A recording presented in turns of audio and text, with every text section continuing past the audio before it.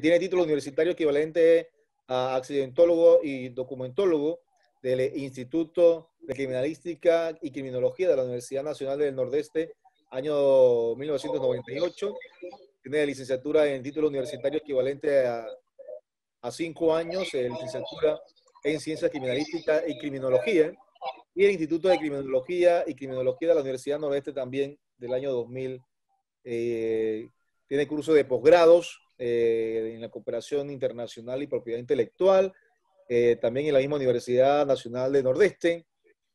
También tiene un título de metodología de la investigación en la misma universidad, control industrial de la Universidad Nacional de Tucumán, Facultad de Ciencias Exactas y Tecnológicas de San Miguel de Tucumán. Dentro de las capacitaciones podemos mencionar que está la estadística de desarrollo experimental de la misma universidad y también los giros de la reconstrucción de accidentes. Dentro de sus especialidades tiene carrera de posgrado, tiene cursos, está cursando la especialidad en docencia superior, antecedentes de investigación científica y tecnológica, ha sido becario de pregrado también de ciencia y técnica de la Universidad Nacional del Nordeste, becario de iniciación de ciencia y técnica de esta misma universidad, y ha publicado también, ha hecho publicaciones científicas nacionales, entre las que podemos mencionar el frenado y la desaceleración de motocicleta, el diseño de un sistema de control adaptativo y justo del tráfico vehicular en encrucijadas mediante la utilización de autómatas programables. También podemos mencionar la publicación científica en el exterior que ha llevado a cabo el doctor, como el error del cálculo de energía de la por deformación residual, modelo simple de aplicaciones forenses para estimar condiciones de vuelco lateral simple. Bien, es para nosotros un honor en esta oportunidad tener desde la República de Argentina. Vamos a darle entonces la más cordial de las bienvenidas a este primer ciclo de conferencia organizado por la Facultad de Derecho y Ciencias Políticas de la Universidad Autónoma de Chiriquí, con la ponencia Aplicaciones Informáticas y Animación Cinemática Controlada aplicada a la reconstrucción virtual de siniestros viales, al doctor Gustavo Enciso desde la República de Argentina. Doctor, bienvenido a Panamá, de la Universidad Autónoma de Chiriquí. Buenos días, saludos. Hola, muy buenos días Juan Carlos, muy buenos días a todos los colegas, profesionales y alumnos de la Universidad de Chiriquí, ahí en la bella República de Panamá. Confírmeme por favor Juan Carlos si me escuchas. Correcto, doctor, lo escuchamos perfectamente. Ok, perfecto. Bueno, gracias también al profesor Teófilo Moreno por la invitación de poder compartir con ustedes estos minutos. Realmente para mí es una enorme alegría poder estar con ustedes. Antes de compartir mi pantalla, a ver, vamos a empezar a compartirla aquí ya, ¿sí? Bueno, les cuento, mi nombre es Gustavo, mi apellido es Enciso, aquí están ustedes, la bella Panamá, que tuve la posibilidad de conocer el año pasado, y yo estoy, aquí está Buenos Aires, ¿ok? Y yo estoy al norte de Buenos Aires, en una ciudad que se llama Ciudad de Resistencia, ¿sí? Aquí está la ciudad de Corrientes, donde está la Universidad Nacional del Nordeste, que es la primera universidad en Argentina donde la educación pública se abrió para poder cursar la carrera de criminalística hace muchos años, ¿sí? Donde tuve la oportunidad de poder enamorarme de esta profesión, pero creo que una de las mejores cosas que me sucedió a nivel personal es la posibilidad también de poder conocer a gente tan cariñosa, excelentes profesionales de Panamá, así que es un enorme honor para mí compartir con ustedes. El año pasado tomé la decisión de viajar a la ciudad de Panamá para poder tomar, ya conocía a varios colegas de esta bella república, y bueno, tuve la bendición de poder conocerlo también al profesor Teófilo, quien en este momento estamos compartiendo una capacitación específica en el campo de la investigación de accidentes de tránsito, así que espero poder ser de provecho para ustedes en estos minutos. Me acompaña también Gisela Insaurralde, que es perito graduado en la misma universidad, la Universidad Nacional del Nordeste, y ella está trabajando mucho en la parte de procedimientos de investigación de accidentes de tránsito. Así que es un enorme honor compartir con ustedes. Miren, tengo 49 años, gracias a Dios tengo una hermosa familia, y hace más de 21 años que estoy obsesionado trabajando específicamente con el campo de la investigación de accidentes de tránsito. Es decir, si ustedes me preguntan qué he hecho, lo único que hacemos nosotros es investigar accidentes de tránsito. Fui y soy perito también de la Corte, del Ministerio Público, trabajé 7 años como perito del Ministerio Público y actualmente soy perito oficial en los estrados de mi provincia y en otras provincias de Argentina. Tuve la fortuna de poder jugar o poder conocer distintas miradas de los accidentes de tránsito y, en mi humilde opinión, la administración de la justicia vinculada a la investigación de homicidios culposos o homicidios en accidentes de tránsito es realmente un tema que desde México hacia abajo hay un común denominador. Hay una distancia que todavía no la podemos resolver muy bien entre peritos y como miembros de la comunidad de la administración de la justicia y jueces y abogados, ¿sí? Porque obviamente tenemos un instrumento de lectura, un instrumento de interpretación de los hechos totalmente distinto, pero nosotros sabemos que somos auxiliares dentro de esta administración y que debemos esforzarnos, como le digo a mis colegas, miren, acá hay que esforzarse para poder colaborar y para poder ser útil a la administración. Entonces yo siempre les digo a mis colegas, si el receptor de tu trabajo no te entiende, el problema no es del receptor, sino es el problema es nuestro, porque tenemos que saber cómo comunicarnos y cómo darnos a entender. El problema es que la investigación desde el punto de vista fáctico, como un hecho físico, es realmente complejo y las normativas de tránsito establecen en casi todos los códigos de tránsito de América Latina cuestiones que están vinculadas con hechos. Por ejemplo, en mi país, solamente a título de ejemplo, establece penalidades cuando se infringen máximas de velocidades de circulación en distintas zonas de la carretera. Entonces, para nosotros es sumamente importante determinar hechos fácticos para poder informar al juez y al fiscal si el hecho que está investigado cumple o no cumple con una condición de un tipo o la condición de una figura normativa, ¿no? El problema que tenemos es que el hecho que vamos a investigar es un hecho histórico y aislado. Entonces,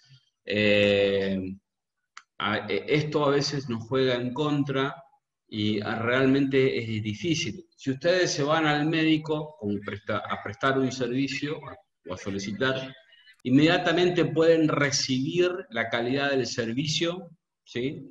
Porque se van a dar cuenta en función del resultado. Es decir, si yo me curo, si yo me siento bien, muy probablemente le opine que el médico que me atendió es un buen profesional, ¿sí? Pero los hechos históricos y aislados son difíciles de verificar. Entonces, los peritos contamos con esta desventaja de eso, cómo darnos a entender y no solamente cómo mostrar nuestra credibilidad respecto a los hechos que estamos investigando, justamente porque no podemos volver hacia atrás y no podemos volver a reproducir todo el hecho. Sin embargo, la ciencia, el conocimiento científico nos dejó una herramienta que se llama el método científico, donde se pueden reproducir de alguna forma los mismos hechos para poder sostener y poder verificar si los resultados que se obtienen en nuestra investigación son compatibles o no son compatibles con los resultados del hecho que estamos investigando, ¿sí? Esos resultados del hecho que investigamos, ustedes lo conocen bien, perfectamente, se llaman evidencias. Entonces, el método científico nos aporta una herramienta para poder establecer esta correspondencia entre el hecho histórico que estamos investigando y los resultados de nuestra investigación. Ahora, sucede que para abordar esta solución, para encaminarnos en este sentido, tenemos que abordar una metodología basada en un lenguaje distinto al del derecho, que es el lenguaje de las ciencias duras, donde las cuestiones ya no son tan relativas y en nuestro nuevo viaje hay reglas que se tienen que respetar y estas reglas son insoslayables, son reglas que no se pueden romper, que son las reglas que están determinadas a partir de los fenómenos físicos y el comportamiento de todo lo que nosotros nos rodea y que conocemos como el mundo físico. Entonces, ¿cómo hago como perito para hacer un viaje donde voy acompañados digamos, de otros actores de la administración de la justicia, jueces, fiscales, abogados, ¿sí? Y tenemos que recorrer un camino en el cual, obviamente, el entendimiento y la comprensión acabada no lo puedo compartir porque son disciplinas científicas muy separadas. El derecho y la física, ¿sí? El derecho y la matemática son disciplinas científicas que tienen una distancia entre sí. En este contexto, la habilidad del perito no solamente tiene que recaer en su experticia para poder realizar su trabajo, sino también en su habilidad para dar a conocer, dar a comunicar, informar, ¿sí? Porque no somos meros consumidores de la ciencia, sino que tenemos que auxiliar a un sistema que necesita administrar la justicia. Y en este contexto, la responsabilidad que nos toca es una responsabilidad compartida, ¿sí? En el contexto de que existen claros intereses vinculados con los hechos de tránsito y que son de común conocimiento. Más allá de las cuestiones a nivel personal y económica, ¿sí? La administración de la justicia tiene que aplicarse estrictamente como lo establece su cuerpo normativo. Entonces, mi responsabilidad como auxiliar de ese sistema, porque tan solo somos auxiliares, ¿sí? No como somos un engranaje más de un sistema mucho más grande. Nuestra responsabilidad tiene que ver con dar a conocer a los jueces, a los abogados, a los fiscales, aquellas cuestiones que se pueden vincular con la forma en que se produce el accidente y las razones por las cuales.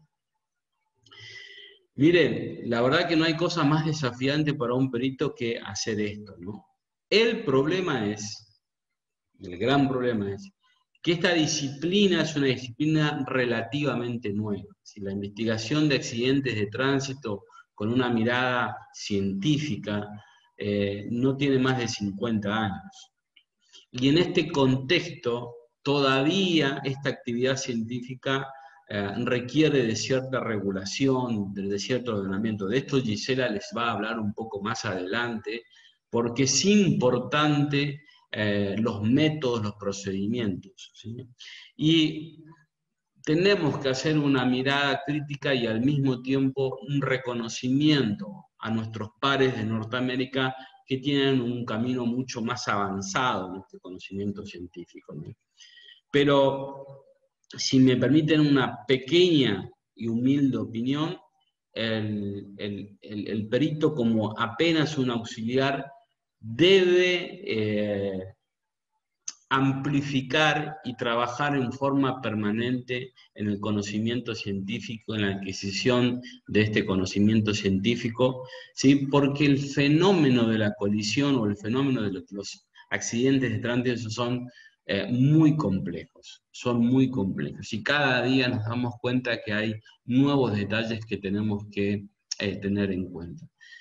Bueno, tenemos un gran problema que es el tema de la formación. Yo lo vengo planteando muy fuerte ya a esta cuestión, el tema de la formación, ¿sí? La formación y la preparación de los peritos es un problema en todos los países de América Latina, y Argentina no es la excepción en este contexto, ¿no? Y uno de los grandes problemas es que como es una disciplina muy nueva, se está renovando permanentemente. Entonces, yo trabajo actualmente como docente en la misma casa de estudio donde me formé. Mi pasión, mi segunda pasión es la de poder compartir, la de poder... Y empezamos un proyecto junto con un grupo de colegas aquí en Argentina, preocupados por el tema de la formación, que es la creación de una entidad que se llama CEIRAT, Centro de Entrenamiento en Investigación y Reconstrucción de Accidentes de Tránsito. Porque la accidentología o la investigación de hechos de tránsito terrestre, como ustedes también lo llaman, es apenas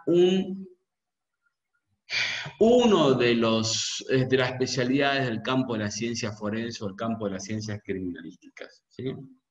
Entonces, realmente nosotros como disciplina tenemos conocimientos que son muy específicos, que son propios de esta especialidad de la ciencia criminalística, y nuestro trabajo requiere la especialización. Yo siempre le digo a mis amigos, mirá, si vos te vas a tocar en una banda y querés tocar la trompeta, la flauta, la guitarra y el piano, muy probablemente seas un buen músico, pero la verdad es que si te especializás en un solo instrumento, realmente vas a ser mucho más productivo. Entonces, aquí tenemos un dicho, ¿sí? Hay que especializarnos para poder conocer muy bien lo que estamos haciendo. Entonces, el Centro de Entrenamiento en Investigación de Accidentes de Tránsito propone a través de distintos medios de capacitación una serie de capacitaciones que están vinculadas al perfeccionamiento. Y dentro de esto, a mí me apasionó muchísimo el tema de las herramientas y las metodologías. Los peritos en América Latina estamos bastante distanciados de las tecnologías y las metodologías. Y uno cuando empieza a hablar de tecnología, lo escuchaba recién a los profesores que me antecedían, personas de avanzada, personas con mucha experiencia compartiendo ahora, miren cómo era el Zoom, la videoconferencia nos acerca, y esto es propio de la tecnología, ¿no? Entonces yo pensaba, ¿no?, cómo ha cambiado el tiempo. Y en realidad la tecnología, mis estimados, y permítanme expresarme ya mi amistad con ustedes, mis estimados amigos, la tecnología no invalida lo hecho hasta este punto, es decir, no podemos pensar de que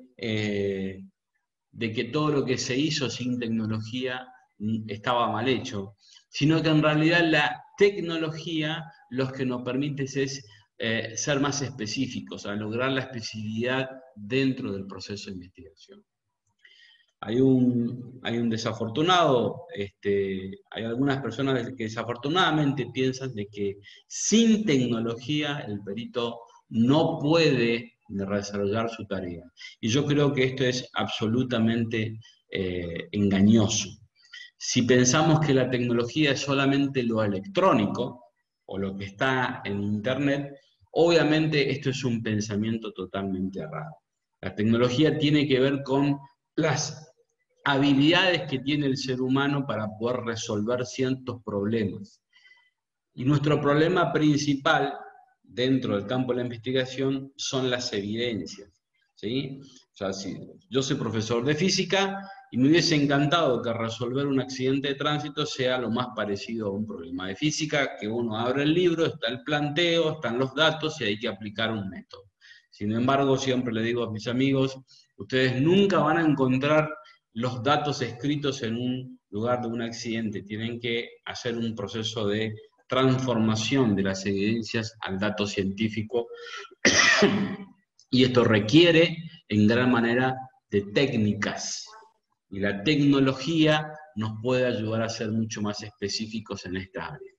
Por ejemplo, uno de los problemas que tenemos los investigadores en accidentes son los procesos de cómputo, los cálculos, algo que, como le digo siempre a mis amigos, muchos piensan que la parte de la matemática, de la física, es como la piedra que sobresale en la mitad del río, todo el agua lo bordea, nadie quiere hablar de matemática y de física.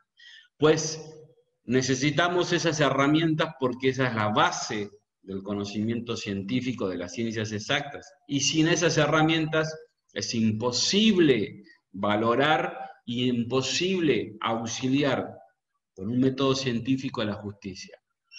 Alguna vez los accidentes de tránsito, los peritos se expedían de la siguiente manera: en base a mi experiencia y analizando los daños, creo que el accidente, el vehículo circulaba a tantos kilómetros por hora. Ese tipo de dictámenes o ese tipo de expresiones son inadecuadas, inservibles en un mundo donde cada vez tenemos que ser mucho más consecuentes de lo que hacemos y cómo lo hacemos y cómo lo demostramos. ¿Sí? Yo no puedo, como experto, como auxiliar de la justicia, afirmar hechos si no tengo esta capacidad de demostrar absolutamente a partir de un método lo que acabo de hacer. Y en este contexto, los cómputos son un gran problema. ¿Sí?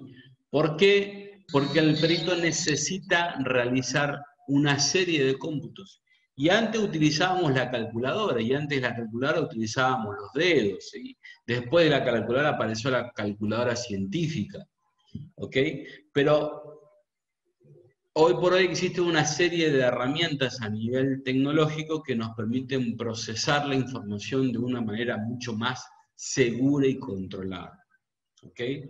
Otra cuestión que es sumamente importante es que el perito debería de abandonar su mundo solitario y empezar a interactuar con sus pares, empezar a entender que la experiencia es una cuestión que está vinculada con, no solamente con mi experiencia. Si yo me considero experto, el erudito, digamos, no tiene que ver con mi propia experiencia, sino que tiene que ver con la experiencia de la disciplina. ¿Ok? Entonces, es una muy mala actitud de encerrarse en, entre comillas, mi experiencia. Por ejemplo, en las Cortes de Colombia, tengo muchos amigos en Colombia, en México, ahora tengo amigos en Panamá, tengo amigos, colegas en Paraguay, en Brasil. Dios me ha bendecido enormemente en esta profesión.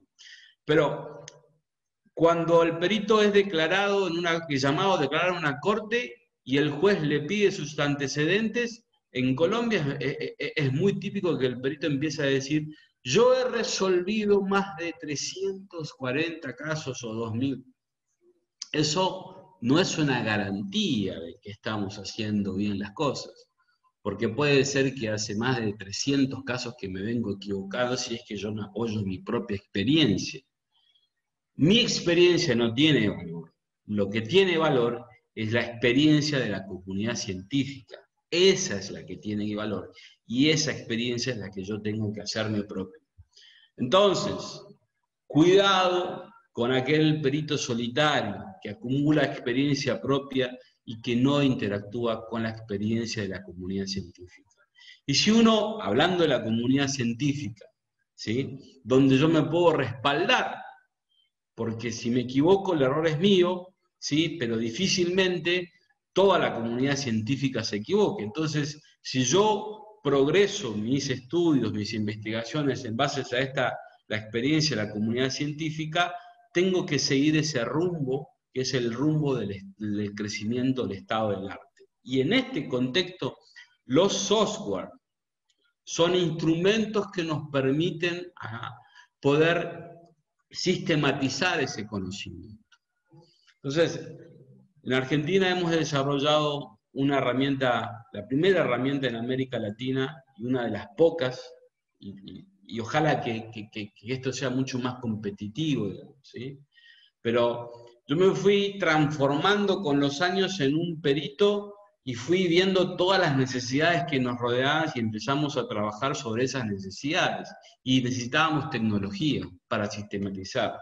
Entonces, en el año 2010, a 10 años, empezamos un proyecto que gracias a Dios hoy ya está muy avanzado, que es el proyecto RAC. Es un software que le ayuda muchísimo a los peritos a sistematizar su proceso de cálculo. Miren, es sumamente importante que el perito demuestre entre los jueces y abogados, ¿sí?, sus procesos analíticos, ¿sí? Porque es la única manera de poder verificar realmente, ¿sí?, poder verificar la originalidad y la calidad.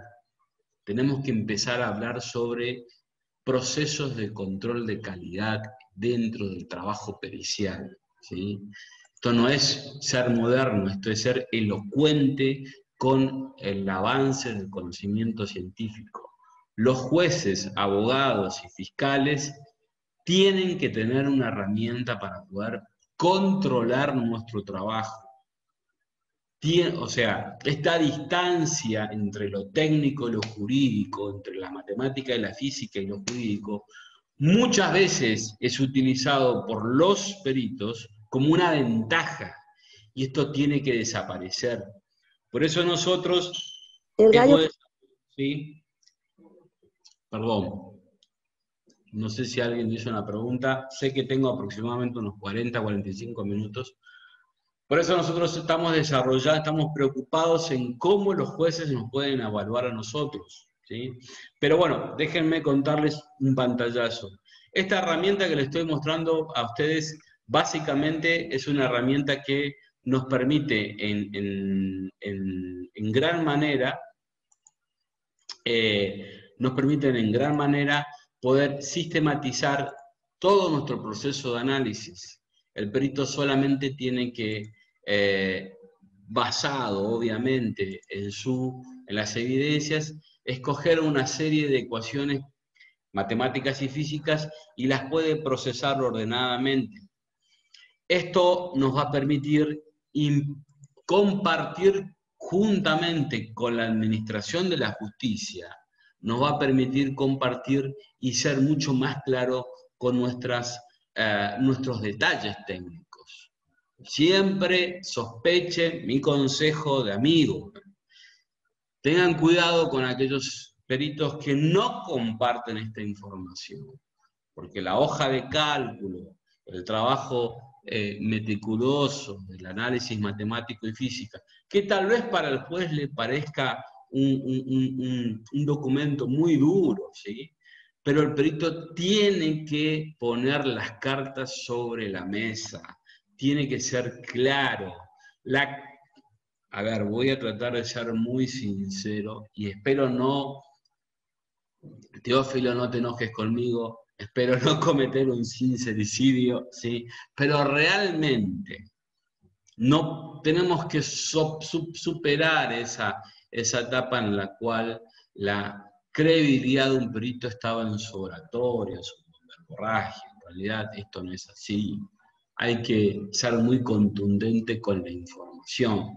Si yo digo que el auto circulaba entre 50 y 60 kilómetros por hora, tengo que ser contundente con un análisis matemático y un análisis físico. Y los datos, los métodos, los valores, todo ello tiene que estar integrado dentro de un análisis en concreto. Sí, por favor. Yo escucho una voz y me detengo, así que ustedes me dirán. Adelante, adelante, doctor. Ok, perfecto. Miren, hace unos años atrás ocurrió un homicidio aquí en el lugar donde estoy, donde lamentablemente en una encrucijada un vehículo, lo que ustedes están viendo ahora es la animación, la reconstrucción virtual. Pero cuidado, mis queridos amigos legistas, porque en realidad a ver, vamos a separar la palabra simulación de lo que es animación gráfica. La animación gráfica es un instrumento de comunicación entre el auxiliar, me gusta la palabra auxiliar y no la de experto, yo soy un auxiliar, ¿sí? Ayudo a la administración de la justicia. Y una manera rápida, sintética y concreta son las recreaciones gráficas animadas, ¿sí? Yo alguna vez le puse el nombre a esto en un trabajo científico que lo publiqué en un congreso, le puse el nombre de reconstrucción virtual. Y después noté que la palabra virtual le sonaba muy mal a muchos abogados y jueces. Entonces, hoy por hoy prefiero hablar de recreación gráfica, ¿sí? De una recreación gráfica animada.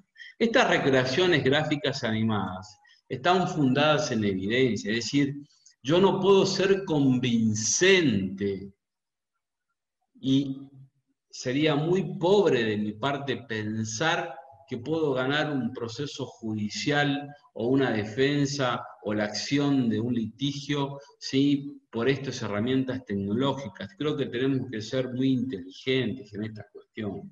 Porque esta recreación gráfica, si no tiene un trasfondo científico visible, demostrable, ¿sí? Y que se pueda también revisar, entonces no tiene ningún sentido.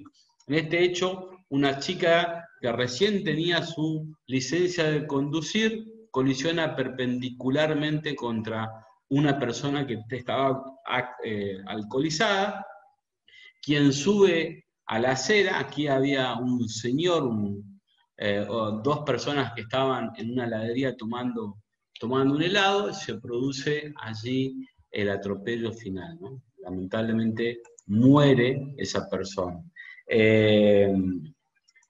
Yo le podría mostrar algunos de esos fragmentos de esos videos. Aquí están las personas que están sentadas y ustedes van a ver repentinamente cómo en un momento reciben el impacto de la Duster, que es la camioneta que estaba transitando. Aquí, un poquito más para atrás, a ver, ahí van a ver.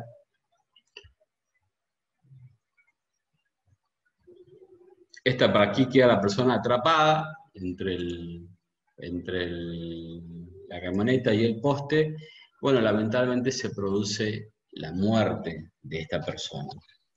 Ni hablar, una persona alcoholizada, el conductor, o sea, la cuestión de responsabilidad tal vez estaba mucho más claro. El problema es que existe una normativa en mi país donde dice el Código Penal que si se llegara a probar que el conductor que produce la muerte a otra persona lo hace en un exceso de 30 kilómetros por encima de la velocidad máxima, la privación de la libertad es efectiva. ¿Sí? Estaríamos hablando de una enorme posibilidad de que la persona, el conductor, realmente esté privado de su libertad por un tiempo, porque son penas que superan los 3 años. Entonces, probar la cuestión de velocidad en este tipo de hechos es sumamente importante, digamos. Entonces, tenemos que hacer todo un análisis matemático en función de las evidencias. Y las evidencias es la clave de toda la investigación. Mis estimados amigos, si tenemos un pensamiento en común de cómo mejorar la administración, tendríamos que dar énfasis en aquellos mecanismos, instituciones que están vinculadas con la documentación, preservación de las evidencias. Porque yo puedo puede venir el propio Einstein aquí, hacerse presente en espíritu, ¿sí? Tratando de resolver pero si a Einstein no le damos información, difícilmente se pueda producir resultados concretos, contundentes y específicos si no hay información. Entonces, la piedra angular o el punto de partida de todo proceso serio de investigación radica en esas primeras horas, en las tareas que se realizan en las primeras horas dentro de la investigación de cualquier hecho que está sometido a una investigación. Si yo les muestro, si yo pudiera mostrarles el croquis que hace la policía, realmente me da vergüenza, como argentino, realmente me da un poco de vergüenza porque realmente es muy pobre el trabajo que hicieron mis colegas. Y no estoy responsabilizando al sujeto, estoy en todo caso llamando a la reflexión hacia los que son a las instituciones. Esta es la cuestión más importante, digamos. Entonces, en este contexto es sumamente importante de que trabajemos en mejorar en los procesos de documentación de las evidencias. Nosotros presentamos un informe, hicimos un análisis extremadamente físico del hecho para poder determinar, entre otras cuestiones, yo puedo compartir claramente porque este hecho ya es cosa juzgada, así que estoy bastante tranquilo en poder compartir con ustedes. Me parece que es mucho más rico compartir esto y no un PowerPoint, sino llevarlos a la realidad, confrontarlos con nuestra realidad. Yo trabajé aquí en este caso como perito de una de las partes, que trabajé junto con el perito oficial. Hicimos un análisis bastante detallado en las evidencias, que eran bien escasas, ¿sí? Justamente porque el trabajo de la investigación en el lugar no fue un trabajo controlado y ajustado a un protocolo. Estamos trabajando en nuevos protocolos, necesitamos protocolos, pero protocolos técnicos, no protocolos que digan quién tiene que hacer las cosas. No sirven los protocolos que solamente dicen quién es el responsable de hacer las cosas, de echar la responsabilidad sobre otro. Los protocolos que dicen técnicamente cómo se documentan las evidencias, cómo se resguarda, cómo se hace un planteo concreto. En este contexto, y no me quiero extender mucho, hicimos un análisis de las cámaras. Necesitamos un software para eso. Pero el software no es lo importante. El instrumento no es lo importante. Lo que es importante es el análisis de la variable y el conocimiento para poder conocer.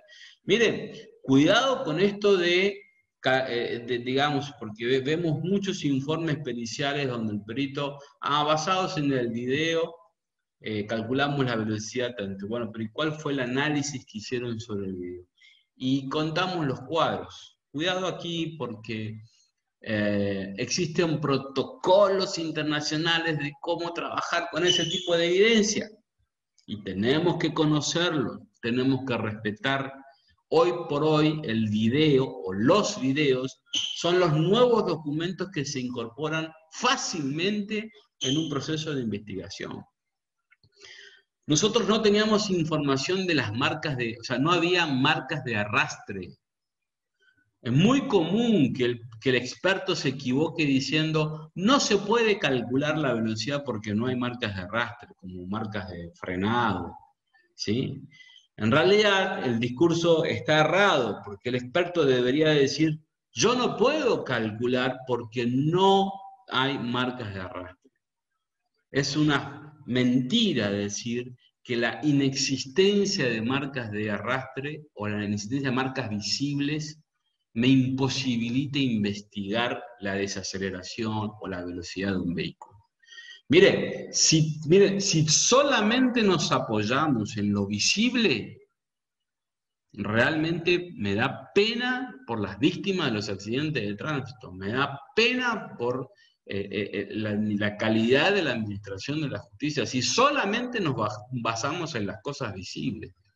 Esto no tiene nada que ver con el conocimiento, o sea, con la realidad. Los expertos se tienen que actualizar, tienen que demostrar su conocimiento, tienen que exponer sus variables y su análisis. La distancia entre lo matemático y lo físico, lo tecnológico y lo jurídico o lo normativo, esa diferencia en el lenguaje, esa diferencia en el abordaje del problema, no tiene que ser ninguna ventaja para ningún experto. ¿Sí? Yo digo a mis colegas, convenzan no con palabras, convenzan con métodos y muestren esos métodos. Nosotros hicimos un análisis muy detallado de los movimientos post-impacto con una herramienta, es que la herramienta no es importante. No porque yo conozca la herramienta voy a ser un mejor perito, no porque yo tenga el software o tenga la licencia, ¿sí? O me haya comprado me compré un dron, me compré esto, voy a ser mejor o peor experto. Esos son instrumentos, necesito el conocimiento. Hicimos todo un análisis para poder conocer cuáles son los valores de desaceleración, aun cuando no había marca visible. Hicimos todo un análisis y después le mostramos al juez, mire cuál es la actitud del conductor. Acá ustedes van a ver una sombra clara, porque al momento en que se produce el impacto, el conductor de la Duster abandonó no solamente el control del vehículo, sino también se tiró hacia el costado, se inclinó justamente por el miedo a la colisión. Y en esta secuencia de imágenes se observa cómo se restituye la posición del conductor desde una posición acostada. No estoy identificando personas con este instrumento. No estoy adjudicando una identidad con este instrumento. Lo que estoy haciendo es indicándole al juez, al tribunal y a las partes, miren, ese vehículo que está registrado en esa filmación, que es un elemento probatorio incorporado en la causa, se observa el contorno de una figura, de una persona no identificada, que se restituye de una posición no correcta con el manejo del vehículo, ¿sí? Lo cual fue contundente, digamos, ¿sí? Hicimos todo un análisis de las dimensiones, de los ángulos, pre-impacto, post-impacto. Expusimos las fórmulas, expusimos los modelos matemáticos y los modelos físicos, describimos las variables, describimos los valores que le asignamos a esa variable conforme, en parte a la documentación de las evidencias y en parte a nuestras inferencias metodológicas, de forma tal de que concluimos numéricamente con un algoritmo que nos permite saber cuál es la velocidad. Y en una encrucijada en mi país, la máxima son 30 kilómetros por hora. ¿Sí? Uno de los vehículos circulaba a 50 y el otro circulaba a más de 66 kilómetros por hora. Entonces, toda esa exposición tiene que estar demostrada en un informe. Solamente como una cuestión de finalización vamos a utilizar los videos de animación. Pero el video de animación, mis queridos amigos, no tiene ningún tipo de validez si no hay un trabajo científico visible y probado detrás de esta cuestión. En estos pocos minutos que tengo la oportunidad de comunicarme con ustedes, creo que yo sería mucho más, pienso desde mi humildad, de que sería mucho más productivo, ¿sí? O sea, sería una forma mucho más sincera de poder acercarme a ustedes, diciéndole, no hablándole de lo que se puede hacer en materia de investigación de accidentes, ¿no? Sino hablarles y compartir y de alguna forma también abrirles mi corazón y decirle que estoy sumamente preocupado por no lo que se puede hacer, sino lo que se tiene que hacer en materia de investigación de accidentes de tránsito para dar un excelente o un completo apoyo a la administración de la justicia. Nombres, los software vienen y van. Las empresas que producen... Miren, yo soy vendedor de un software. El RAC es un software que nosotros diseñamos. Yo soy el responsable de la arquitectura de este software. No soy programador, pero lo diseñamos y lo diseñé en mi mente. Hoy por hoy el software lo está utilizando, lo digo no con orgullo mío, sino lo digo con el orgullo del equipo que me acompaña, porque no se pueden hacer las cosas bien en forma solitaria, ¿sí? Hay un equipo, Gisela Insaurralde me ayudó desde el primer día en que le dije, vamos a trabajar sobre un software. A ver, una cosa es que se me ocurra hacer un software, y otra cosa es que el software sea hoy por hoy, después de 10 años, una herramienta que ha trascendido las fronteras de mi país. Lo está utilizando el Ministerio Público de Querétaro, en México, la Policía Rodoviaria la Policía Rodoviaria de Brasil, la Policía Federal, UPERIEFI, Policía Federal Rodoviaria de Brasil, el Ministerio Público Fiscal de Paraguay, en Argentina lo utilizan varias policías. Ya hay colegas en Panamá que están trabajando sobre esta herramienta, el profesor Teófilo está utilizando esta herramienta, pero lo importante aquí no tiene que ver con el nombre del software, ni la marca. Si yo no quiero presentarme ante ustedes como un oportunista, ¿sí? Y venir a decirles, miren, este es el software, este es el mejor software, porque ese es un discurso poco inteligente. Lo que necesito decirles es que el software es necesario, pero no es indispensable. Lo que es indispensable es que el auxiliar, el experto, el perito, demuestre su conocimiento científico. Y nadie demuestra su conocimiento científico por ser poseedor, tenedor, propietario de una herramienta, sino por ser poseedor, tenedor de un conocimiento, y ese conocimiento tiene que tener un reflejo inmediato en la comunidad científica. Espero que estas palabras los conduzca a una reflexión de que a partir de la semana que viene, o en el propio tema, empecemos a trabajar entre todos en cómo mejorar. Eso no significa sacar del medio a ninguna persona. Panamá tiene una sociedad de peritos a la cual tuve la oportunidad de conocer el año pasado cuando estuve en Ciudad de Panamá, y realmente son muy competitivos, ¿sí? Son muy expertos, muy idóneos, una experticia muy interesante.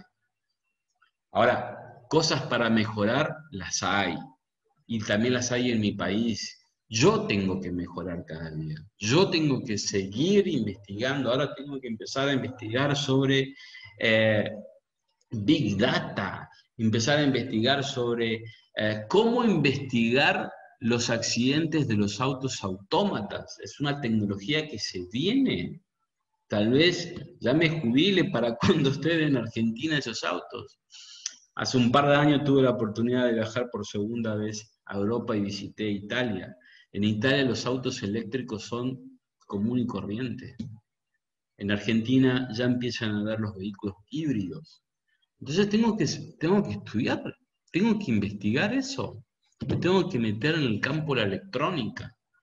Porque ¿cómo voy a osar auxiliar a un juez, a una administración en un hecho así si no he tenido una experiencia reflejada en la comunidad científica? Todos necesitamos seguir avanzando en el conocimiento científico. Entonces, con esto voy cerrando, quería compartirles este pensamiento. Quería simplemente aprovechar estos minutos que el profesor Teófilo Moreno me regaló para poder conocerlos a ustedes y volver a reflexionar sobre estas cuestiones que yo sé que mucho de lo que dije ya es moneda corriente en Panamá, ¿sí? Reafirmemos este conocimiento.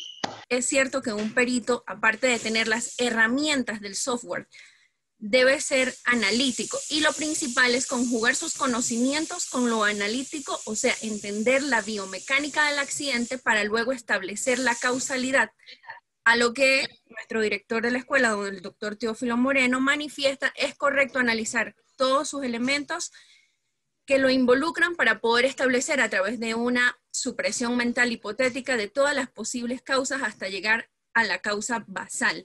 Es correcto lo que el profesor Teófilo Moreno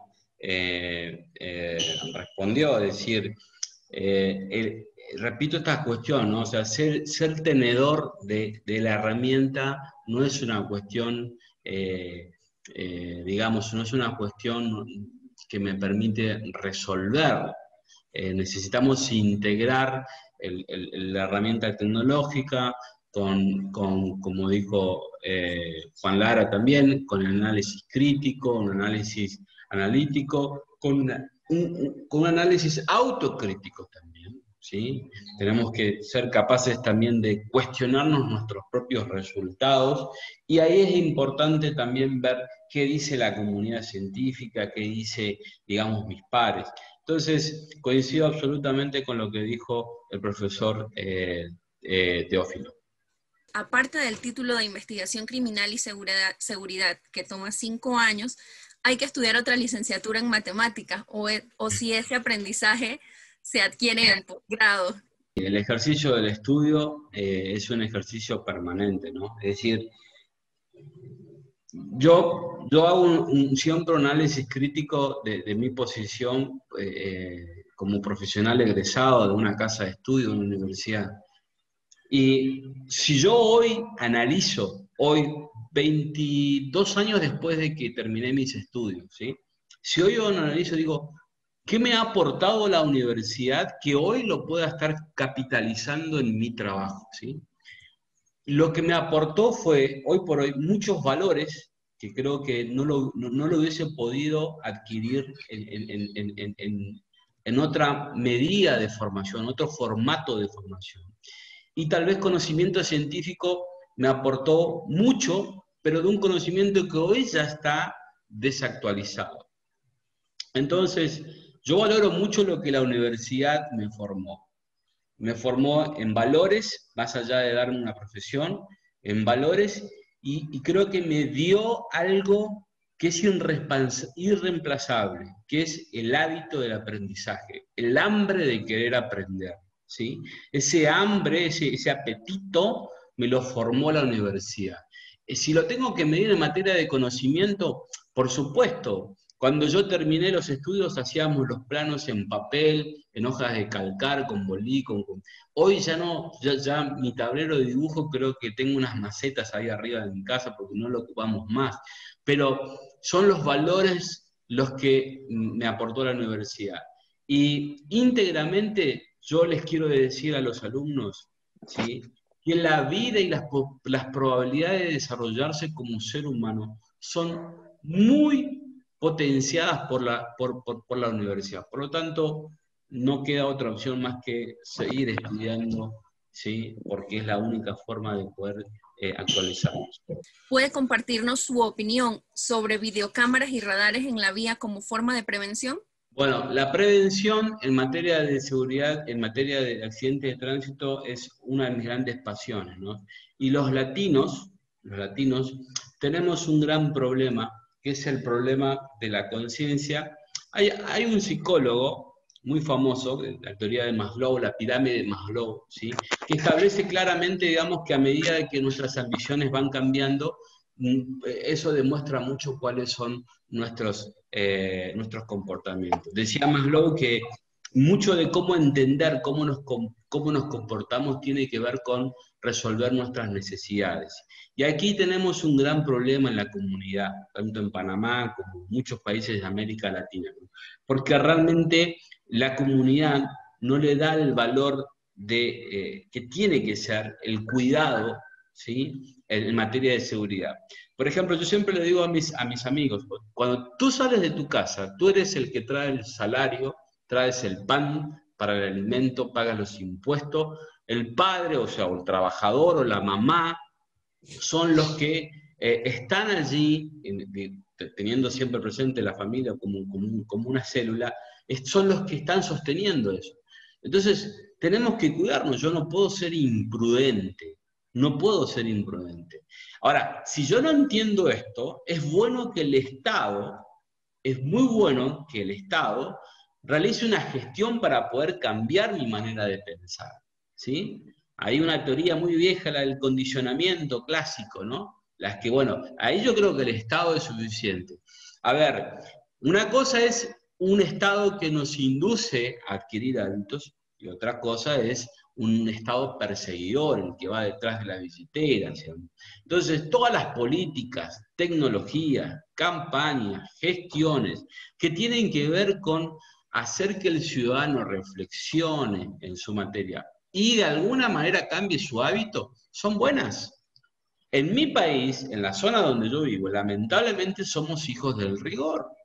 Entonces, si yo no veo un policía en la esquina ahí que me está haciendo control, yo no voy a cambiar. Ahora, si todos los días veo que cuando voy a mi trabajo hay un policía, lo más probable es que yo cambie mi hábito y me prepare a tener las luces en regla, papeles en regla, seguro, SOE, casco, todo lo que sea necesario. Es decir, la mera presencia, la mera gestión del Estado me va a inducir a mí. Entonces, hoy por hoy, la siniestralidad nos afecta a todos. Tenemos que hacer una autocrítica como ciudadanos y también reflexionar respecto al Estado. Termino esta idea que es muy importante.